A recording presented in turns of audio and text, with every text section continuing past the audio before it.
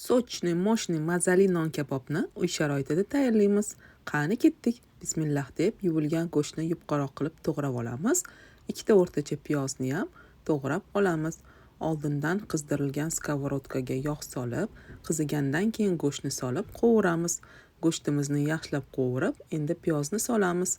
Qovurib, piyozimizni sal olgandan keyin bitta zubchik chesnokni to'g'rab solamiz.